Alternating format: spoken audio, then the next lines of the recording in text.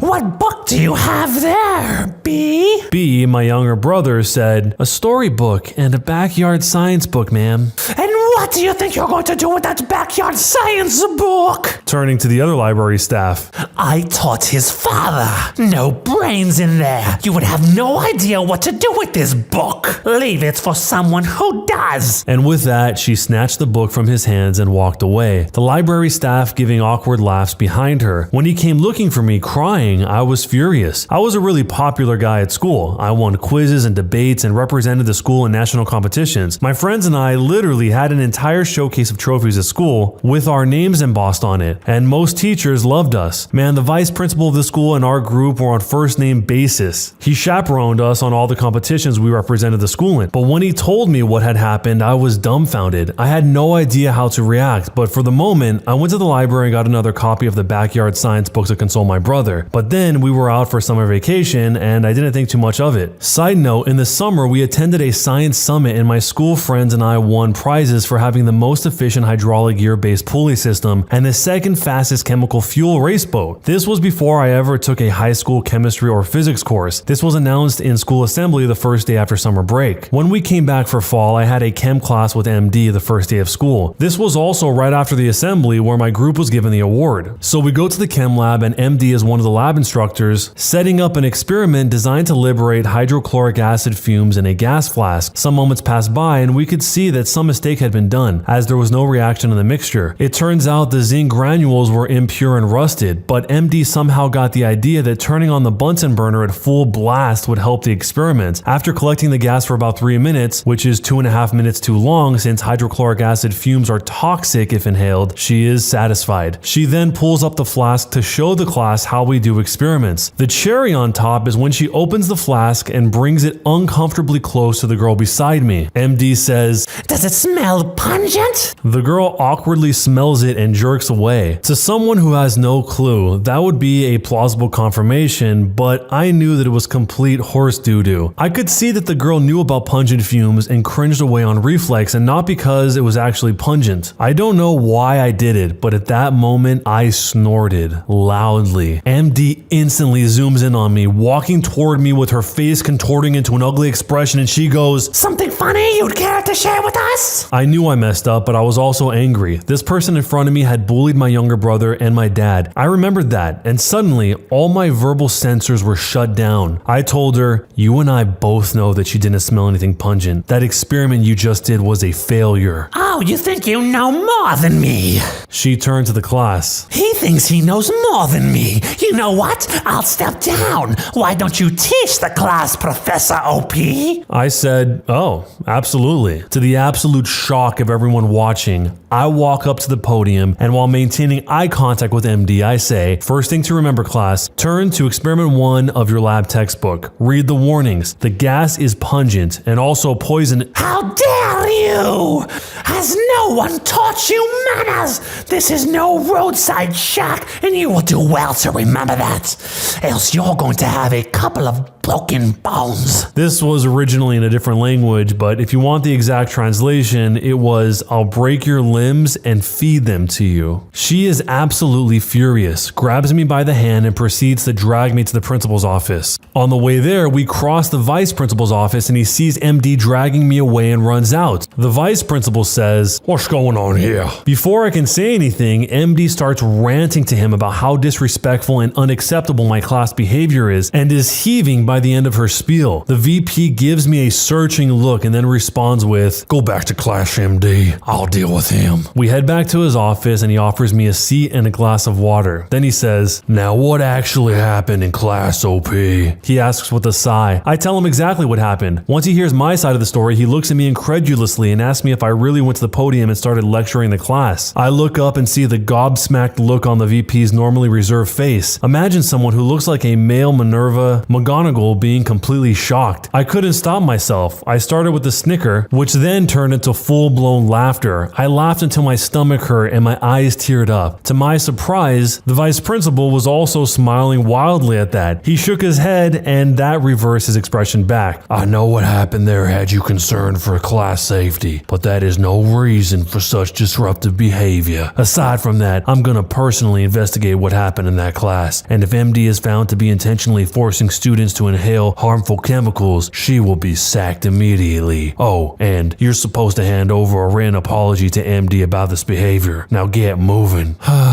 I sighed and headed back to class, and I really thought that I had ended MD's career. Oh, how wrong I was. She changed the story so it looked like she had purposely done the experiment wrong and was about to reprimand that girl for inhaling what could have been a harmful chemical. MD pulled one on me and had me look like I was just an insolent child who thought that he knew everything by reading a chapter of the book. And here I stopped myself. This event was was me just going in head on with the teacher who had been in the school for longer than 35 years. Which brings us to part 3, pro-revenge mode. Now I knew that I wanted to help my brother, but I needed to get rid of her. My dad knew about what happened in school and he wanted me to not engage with MD. He said it wasn't worth it, but by now I was in the game. She had played her card. It was my turn now. I don't know what made it so that she had such a problem with my dad and my younger brother. They were quiet and hardworking students. I felt she had something against our family and I was convinced that my younger brother would have to deal with the problem if I somehow messed up and got expelled or made a worse enemy out of MD. This was war and I had a new plan. I started to act really sheepish around her and made it a point to stay back after class and ask her questions in the most polite way possible. I was the kid who was guilty of not understanding the plans of elders. I portrayed myself as an amazing student who MD had succeeded in humbling. I slowly but surely made my way into the category best described by the term bootlicker. It hurt me inside to do it, but with what I had planned, if this went well, it made me lightheaded with anticipation. I was in it to win it. I conceded defeat in a fight to win the war. 2 years later, I'm in junior year. My brother just started high school and he was taking the chemistry class with MD. I was the highest scorer in chemistry and was a pet to MD. She had started to like the version of me that I had portrayed and made me the lab assistant for that year. 2 of my best friends knew what I had planned. Everyone else in the class hated me for being the teacher's pet and getting straight A's when the next highest grade was a B-. Everything was going according to plan. On the first day of class, I replaced her stool, one of the 3-legged ones, with a broken stool. This was supposed to be the first in a series of pranks that would hit her that day. She came to class and went to take her seat, and boy, she fell. Well, she somehow hit her hand on the wall and cried out. Yep, that must have hurt. She was definitely overweight, and it couldn't be traced back to me. I smiled on the inside as I rushed to her and helped her back up. I ran and fetched her another chair. While inside, the freshmen were trying their best not to laugh. When I got back from the room that had the extra stools, I walked into the side of her screaming like a banshee. But what got me furious was that she was screaming at my younger brother. Apparently, she had said something like, "Stupid tools and stupid lab assistant fools." To which my brother had responded with, "It's not my brother's fault you're too heavy for the stool." Though I loved him for it, he really needed to learn where to come to my aid. But then I didn't do much. I just replaced the chair while silently trying to communicate to my brother to calm down. Nothing else of concern happened that day till the time when school was over and the teachers were heading back. Stage 2 was in motion. We heard a loud bang and immediately the large crowd of students nearby all headed towards the teacher's car parking lot. We saw MD's car smoking and the exhaust blown right off. Keep in mind that it was an older car and we had decided to block off the exhaust with clay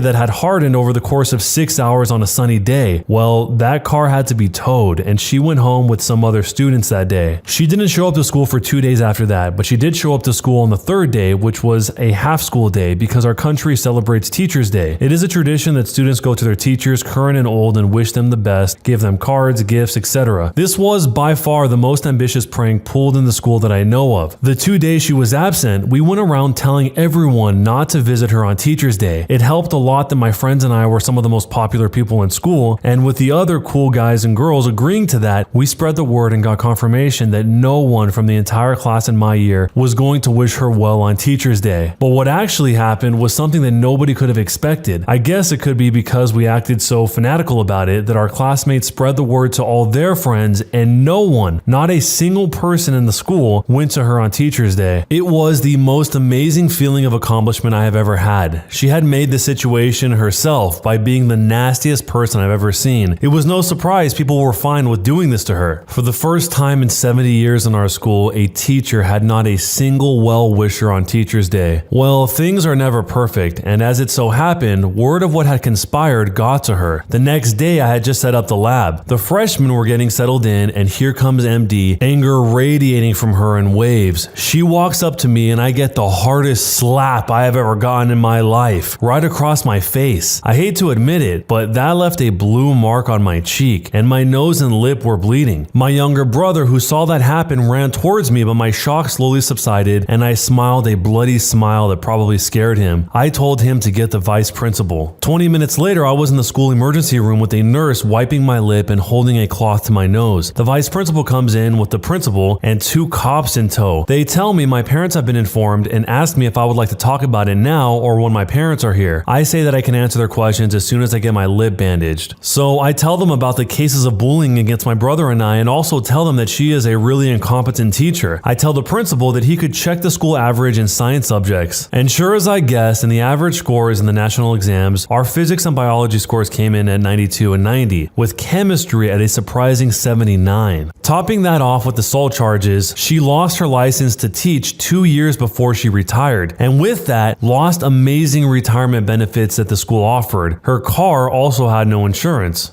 That's not all though. One could ask, what could be worse? Well, consider this. The fall she had off the stool ended up with her going to the hospital for an x-ray of her wrist and hip that she suspected might have been broken. Well, the wrist sure had a hairline fracture. The hip was fine, but well, the x-ray showed another thing. I don't think it's normal for anyone to laugh when someone is diagnosed with stage 3 cancer, but I did. Also, I later met with her only living family member, her nephew, who had long cut all contact with her but had been contacted by the police in the hospital. That's where I found out the truth. Well, I never could have guessed what I found out there. MD's mom was my great-granddad's niece, through my great-granddad's younger brother who had stolen money from the family and tried to kill my great-granddad. Well, he was disowned, and no one knew this entire time. Well, not that anyone would care. I'm just happy that this nasty woman is out of our lives, for good this time, because apparently she died last year with no one by her side. So, am I the jerk for how I got my revenge? This revenge went deep, and when he coordinated everyone to not visit her on Teacher's Day, he must have known that something was going to come of that, but he probably didn't expect it to be getting his lip busted by his own teacher. I have a feeling that the entire revenge plan was probably going to be a bit more elaborate than this, but when she swung on him, he didn't have to execute his plan any further. That was it. He showed it to the vice principal and the principal, the police come, she loses everything, her retirement, her current license, and this entire war that they've been waging between the two of them. One thing I did wonder is what language the expression that she used comes from. I'll break your limbs and feed them to you. If anyone knows what language that originally comes from, let me know down below, because I'm sure it probably just translates weird over to English, but sounds more natural in the native language. And as unlikable as the teacher was throughout this entire thing, I'm sure she probably was really hurt that nobody came to visit her on Teacher's Day. Not nobody in that one grade, but nobody at all. She might have even cried when that happened, and when she found out who caused it, that fear and sadness of nobody being there turned into anger, and anger leads to hate, and hate leads to suffering. And ultimately, she suffered quite a lot at the end of this, because after it was all said and done, with no family, no retirement, no vindication, and she had to deal with this assault charge, she ended up getting cancer and then dying. So now that you know the whole story, was this revenge justified, or was it going too far? Let me know down below in jerk or not a jerk, and why. When you subscribe, make sure to hit the bell to turn on notifications. To finish listening to all the stories, check out the playlist at the top of the description. And if you like Am I the Jerk, make sure to subscribe to Am I the Genius. Everything will be linked down below in the description.